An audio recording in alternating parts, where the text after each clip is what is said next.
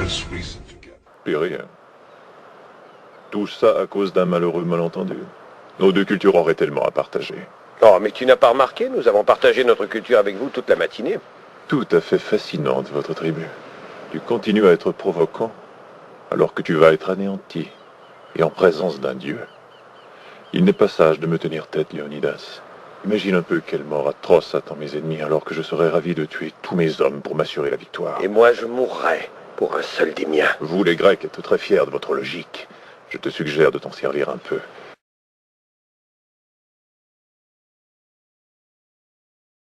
Pense à la terre magnifique que tu défends si vigoureusement. Imagine-la maintenant réduite en cendres. Pense au sort qui attend vos femmes. Tu ne les connais pas du tout, on dirait bien. Si je me fie à ce que j'ai vu jusqu'ici, elles auraient pu défaire ton armée sans trop de difficulté. Tu as beaucoup d'esclaves, Xerxès, et bien peu de guerriers. Je n'ai aucun doute que bientôt ils craindront mon épée, bien plus que tous tes coups de fouet.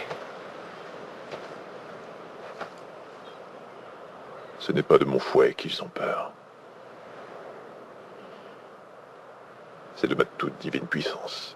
Mais je suis un dieu très généreux. Je peux faire de toi un homme terriblement riche, te nommer chef militaire de la Grèce entière. Tu porterais mon étendard jusqu'au cœur de l'Europe. Tes rivaux d'Athènes se prosterneront devant toi, si toi-même tu t'agenouilles devant moi. Ta générosité n'a d'égal que ta divinité, ô roi des rois. Une telle offre, seul un démon pourrait songer à la refuser. Mais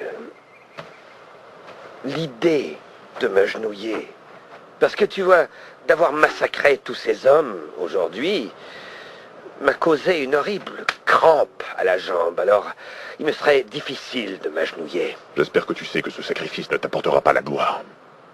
Je ferai en sorte d'effacer complètement le souvenir de Sparte de toutes les mémoires.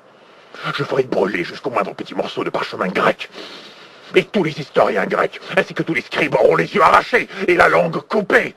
Tous ceux qui oseront seulement prononcer les mots Sparte ou Léonidas subiront la peine de mort. Jusqu'à la fin des temps, le monde entier ignorera votre existence. Le monde saura plutôt que des hommes libres ont tenu tête à un tyran, que quelques-uns ont tenu tête à des milliers. Et avant même que cette bataille ne soit terminée, il saura qu'un dieu roi aussi peut saigner.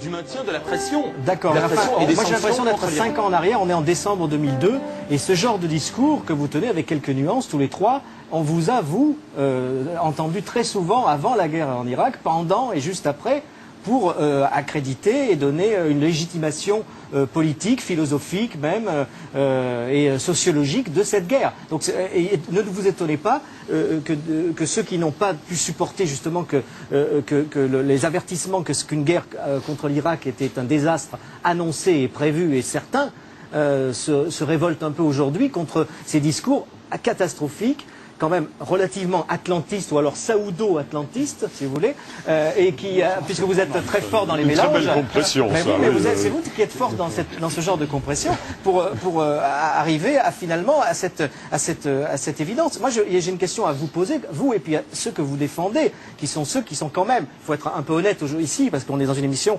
où l'honnêteté prime, c'est ceux qui défendent cette guerre. Pourquoi vous ou d'autres, vous tenez absolument... De quelle guerre parlez-vous? La guerre contre l'Iran que vous annoncez à grand renfort de catastrophisme apocalyptique qui n'existe pas. Qu'est-ce que vous voulez de plus que Ahmadinejad qui vous a dit, et alors évidemment vous ne le croyez pas puisque c'est soi-disant le vice, la vertu étant les Américains, comment vous pouvez, comment vous mettez en, pourquoi vous ne croyez pas d'abord non seulement Ahmadinejad, vous pouvez avoir plein de... qu'il faut rayer Israël de la carte, je pense qu'il est sincère. Mais non, il n'a pas dit ça justement, vous voyez. Alors, effacez. Non, il n'a pas dit. Il a pas dit. Alors bon, vous voulez qu'on parle de ça tout de suite? Oui, on va le faire. J'aimerais autant qu'on en parle juste après.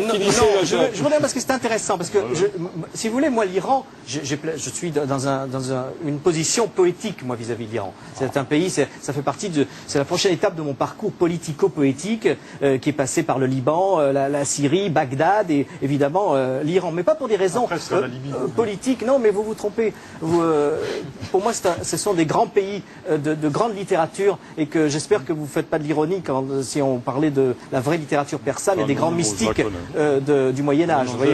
J'espère. Voilà. Donc, je m'étonne toujours que des spécialistes comme vous, qui n'êtes pas à court de paroles et qui pouvaient vous exprimer partout, vous colportez des choses fausses. Des choses fausses, par exemple quand il dit que Ahmadinejad a dit qu'il voulait rayer Israël de la carte. Effacé. Eh bien non. Alors c'est vrai que vous avez cité dans mon tract des pages du livre de l'histoire. Pas tout à fait encore. Vous voyez, vous êtes proche.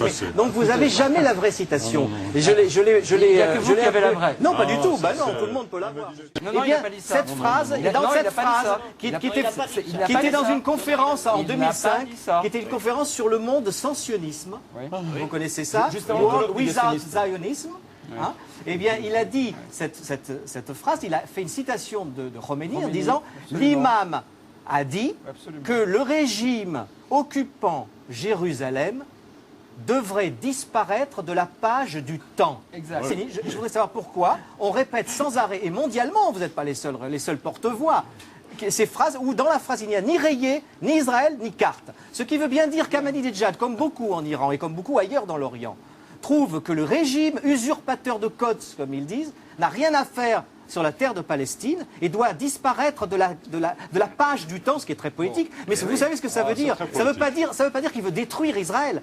Quand il dit la page du temps, en dehors du fait que ça veut dire quelque chose de très précis dans la poésie, ça veut dire aussi dans la page du temps, dans le sens de la vie quotidienne. Ça, c'est la vraie traduction en persan. Pourquoi la vie quotidienne? Parce que c'est une utopie. Sa conférence, je termine. Vous parlez pas persan, monsieur n'est pas d'accord. Sa conférence sur un monde sans sionisme, c'était ça le sens. C'était de dire, imaginons un monde sans sionisme. C'est pas sans Israël, c'est pas pareil. C'est un ennemi du soufisme. Ce que j'aimerais savoir, ça m'intéresse, parce que c'est ça, à mon avis, le point crucial de la conversation. C'est pourquoi on colporte des informations fausses et pourquoi on alimente un catastrophisme, dans quel but, en faisant croire qu'on redoute une guerre qui est soi-disant terrible, on l'annonce et on la prépare et finalement on la fait.